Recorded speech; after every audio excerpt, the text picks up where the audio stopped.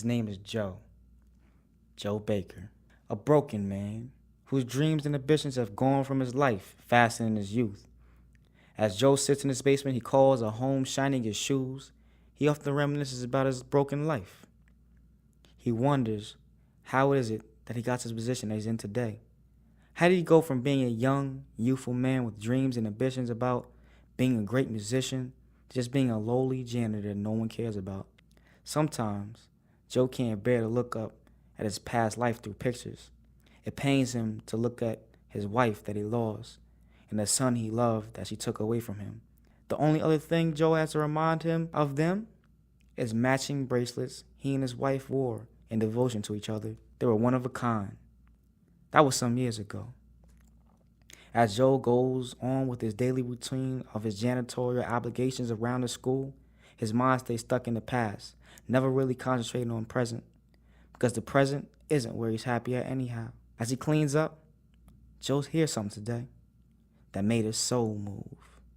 Joe hasn't felt like this in a while. The sound seems to call to him. As Joe nears the door where he hears the music coming from, he begins to peer into the door.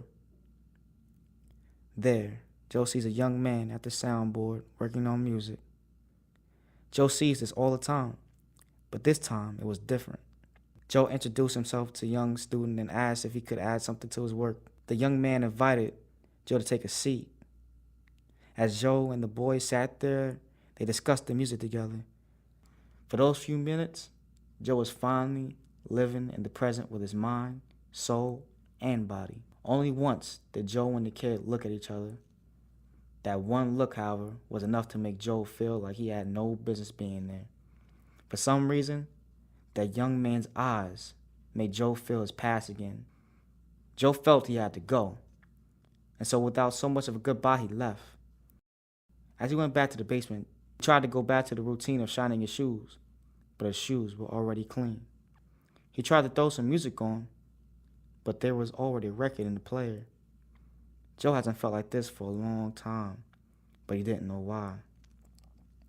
As Joe sat in the basement, he looked up over the bracelet that meant so much to him.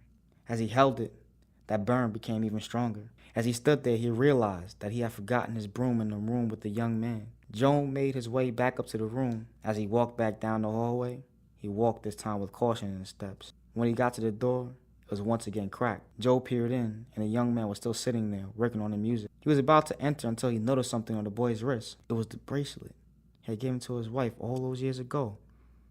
That bracelet was one of a kind. The only way the kid could have it is if Joe backed up away from the door slowly, still staring at the door. He now realizes who this young man is. Joe walked down the hallway, knowing that the young man was his son. Who knew?